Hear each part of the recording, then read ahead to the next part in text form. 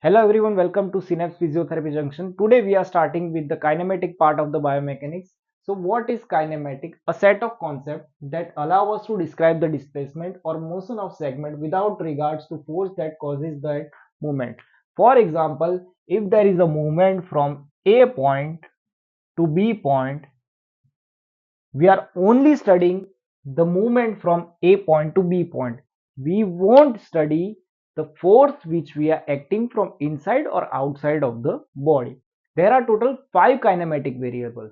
First is type of displacement, means whether it is linear displacement or rotation or combination of both, which is called general motion.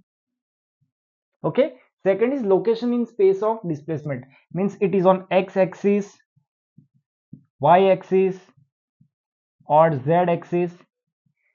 Direction of displacement means the movement is occurring in flexion, extension, counterclockwise, clockwise. It is called direction of displacement. Fourth is magnitude of displacement. It is range of motion. The movement which is occurring is measured in range of motion degrees.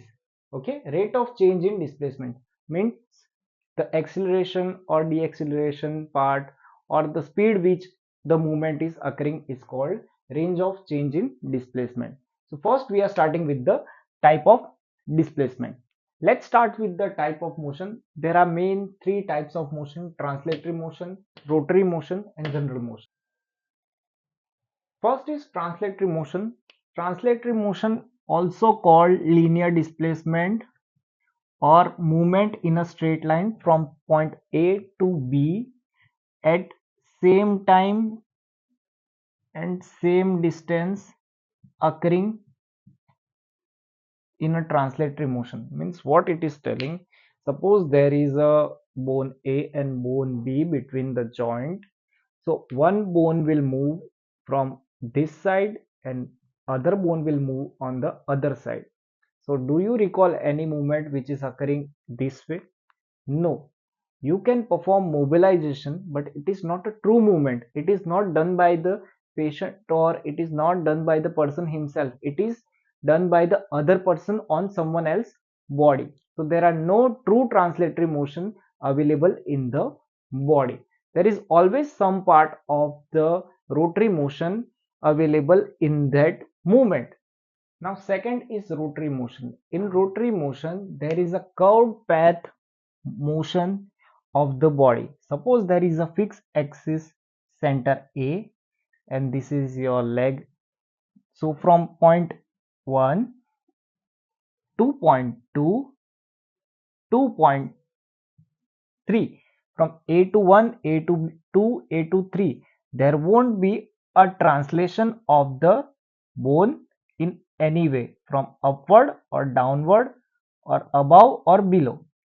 Means what it is telling, that in true rotary motion there won't be a translation available. So do you recall any joint which can perform true rotary motion? No. Suppose this wrist is moving, so you can see the ulna and radius is moving downward and upward, and the wrist is also forming some translatory motion which is forming a rotary motion, but it is not a true rotary motion.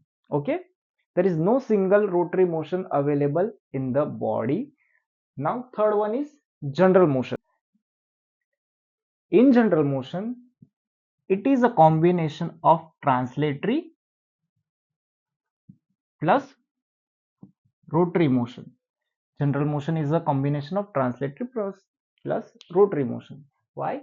Because there is no single joint in the body which can perform pure rotary or pure translatory motion. So it has to be a general motion. Why? Because every joint in our body follows the curvilinear path.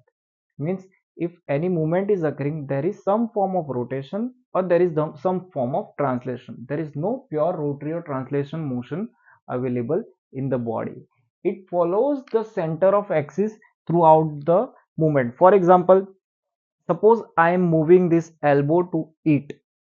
Suppose I am moving this hand to eat. Okay, you can see that elbow is constantly changing its direction and changing its angle. So there is a change in the axis or center of rotation, which is called instantaneous center of rotation or instantaneous axis of rotation. So it follows curvilinear path.